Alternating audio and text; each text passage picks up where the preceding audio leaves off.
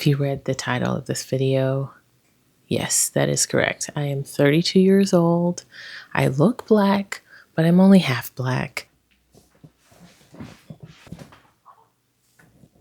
Do I know how to film anything? Clearly not. If you read the title of this video, yes, that is correct. I am 32 years old. I look black, but I'm only half black. And I am half Filipino, and I do not know Tagalog very much. I don't know how to have a conversation. There's certain words that I can pick out and kind of just like decipher what they're saying, possibly if they're not speaking too fast. But I know nothing. This is Unit 5 of Pimsleur. Pwede bang magtanong? Hey! Ano yun? Amerikano ka ba? Amerikana ka. Pero marunong ako ng konti. Hindi doon. Alam ko. Ang galing mo. Oh. Ayaw ko. Yaw. So a little backstory here. My parents met in the Philippines.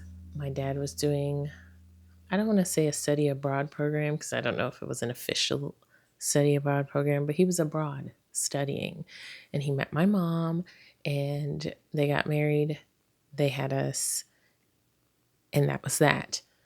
Dad speaks St. Lucian Patois and my mom speaks Tagalog, and neither of them taught us how to speak anything but English. And I gotta tell you, growing up, I used to hate it because I'm like, dang, you guys, my marketability could have been just like up. Because I could have known English, St. Lucian Patois, and Tagalog. Can I hold a mic? But obviously that is not how my life panned out. So I'm here at 32 learning my mom's language for the first time. My sister and I both decided that we can just do it. Let's just try it, take a shot. You know, Netflix has a lot of Tagalog movies out right now, a lot of Filipino movies, and we can just immerse ourselves. Really, I think the desire is just to have a connection point more than what we already have, and also for us to talk in public or around others and not have anyone know what we're saying for the most part.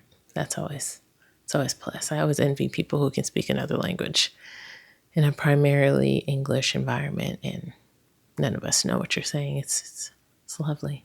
We're not really here to unpack why my parents didn't teach me that.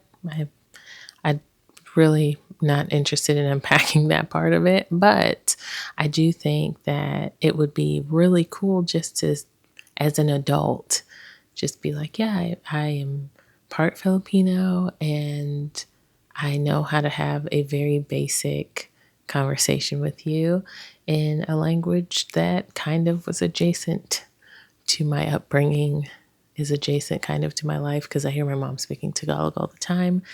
And, you know I'm not the only person or the only kid who has Filipino parents, maybe, or a Filipino parent that did not teach them Tagalog.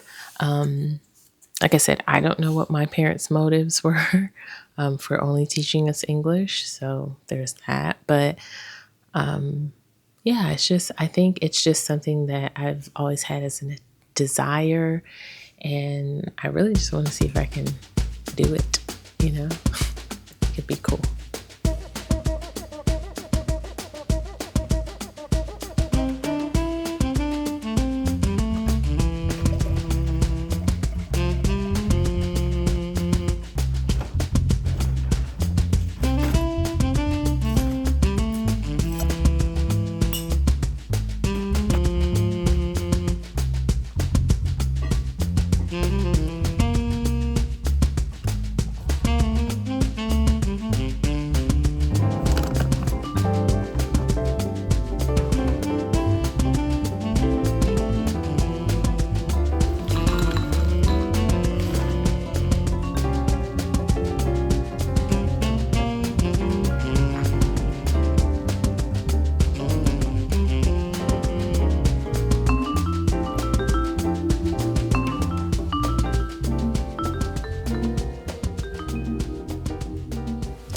think one of the things too that I am feeling really maybe intensely about is that I have 3 kids and I am seeing in them how much my husband's upbringing and his experiences and his rearing is coming up in our kids, and how much my upbringing and rearing and all of that is coming up in them, like showing itself. And I think that obviously there's nothing I can do about how much Filipino culture I was immersed in as a kid. I think I can only just contribute as much as I can with my experiences, growing up with my mom and, eating Filipino food and maybe not necessarily being, this sounds weird to say, but like fully Filipino, but just like influenced by it for the most part. And just dropping those like connection points and just like bits of self, if you will, in their buckets. Obviously I am still half black, so there are just certain things about being a full-fledged Filipino woman that I just won't ever know. But there's also a lot about being, a mixed race person that, I don't know, maybe my children might, but I mean, they look black too, so nobody really assumes that I'm mixed with anything, honestly, because I just be looking black, you know. Don't judge me. This area just looks lived in, okay? But so I guess maybe the next question is like, what exactly did I actually get immersed in as a mixed Filipino girl? Okay, so number one, definitely the food. Now I will say, if it is a pork-based Filipino dish, we did not have it. My mother grew up vegetarian, so we ain't have that. But adobo, eggs for breakfast with what was dinner last night is a thing. Bistec, lumpia, pancit, although don't kill me. Pancit is not my favorite, okay? Bulalo, chef's kiss. Lumpia, chef's kiss. I will eat pancit. I do like it. I feel like growing up, my mom made it so much for my friends that it killed the game for me. Okay, maybe I'll come back to it in my 40s, but right now, I love turon. Also, I don't know if this is like a Filipino specific thing, but my mom will eat green mango with soy sauce. Is that a thing? Do y'all be doing that? I don't know. I don't know. I'm curious about that. What else? I don't know. Just like typical, I guess, Asian things. Taking your shoes off when you come in the house. Like, I don't know. Now that I'm actually talking to you about this, I think I need to think more deeply about what parts of my life were like really Filipino, and then like what other parts were just like my mama, So I don't know specifically, like I don't know until I speak to another person, like, oh, Vicks was a thing for y'all. Like my mom swears by Vicks. She still uses it to this day. I just most recently used Vicks on my youngest child because the girl could not breathe. She was so sick. And where do we put it? All over her body, okay? Back, chest, feet, socks on, under her chin. We put that Vicks everywhere. Why? Because Lola is right. It does work, and it helps anything that might cause sickness in your body. Duh.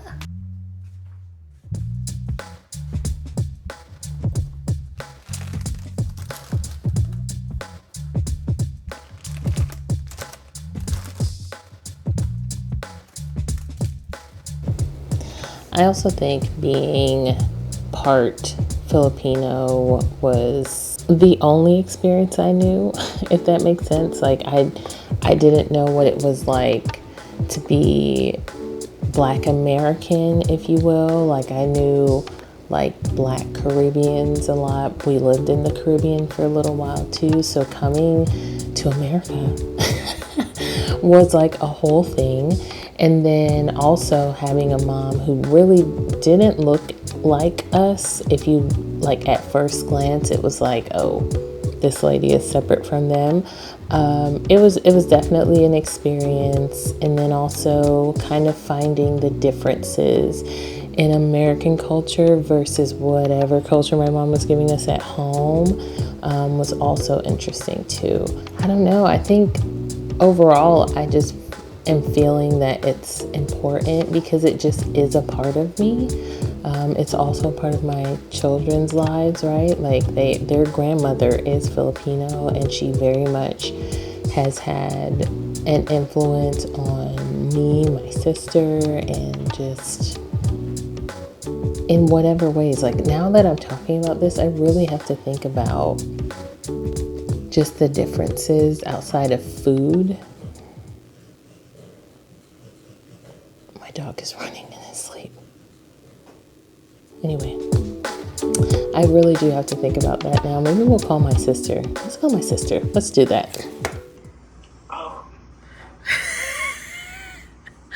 Hi. How are you? I'm good. I'm good. Trying not to be awkward.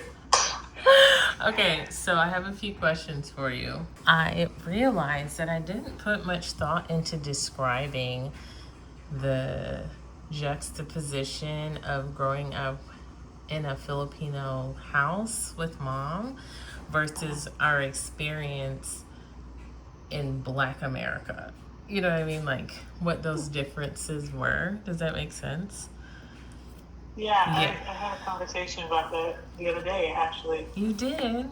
I did. Nice. Okay, well, look at the Lord. He's bringing things together. Anyway, I have a few questions for you first before we dive into that. Just like littler questions. Okay. Okay, so why do you want to learn Tagalog as an adult?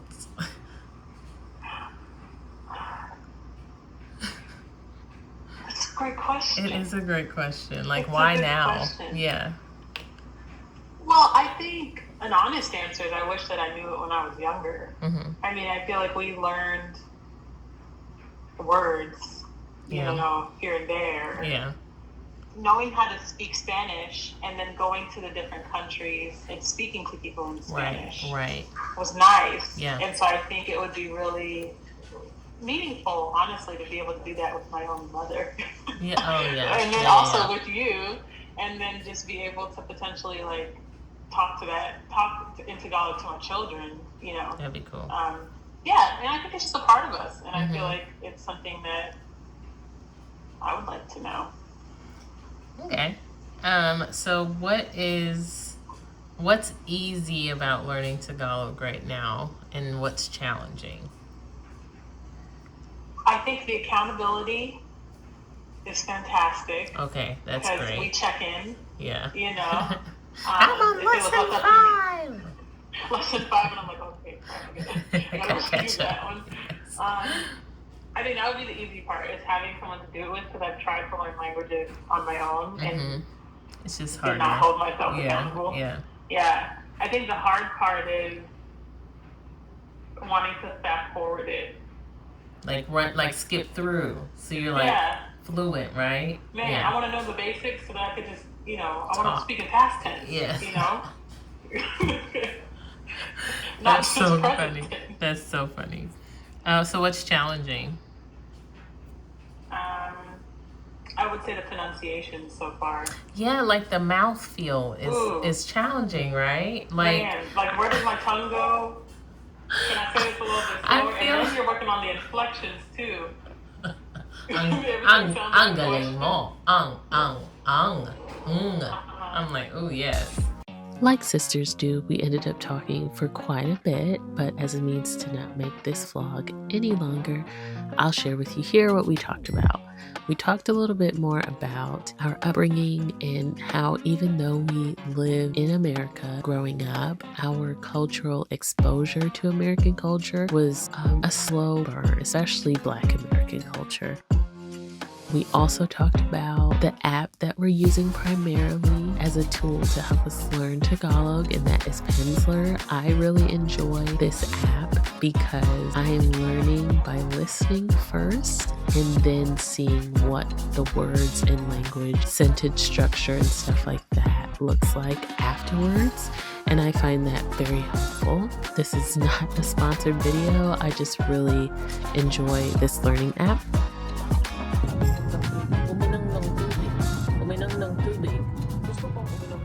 We have plans to supplement our learning by watching Tagalog movies on Netflix and listening to some Tagalog worship music. So if you're interested in our day-to-day experience learning a new language, you can follow us on Instagram. I'll link us down in the description below. Gusto mo ba? Gusto mo ba? Gusto kong uminom ng tubig. Oh! Do you remember how to ask, do you want to eat rice?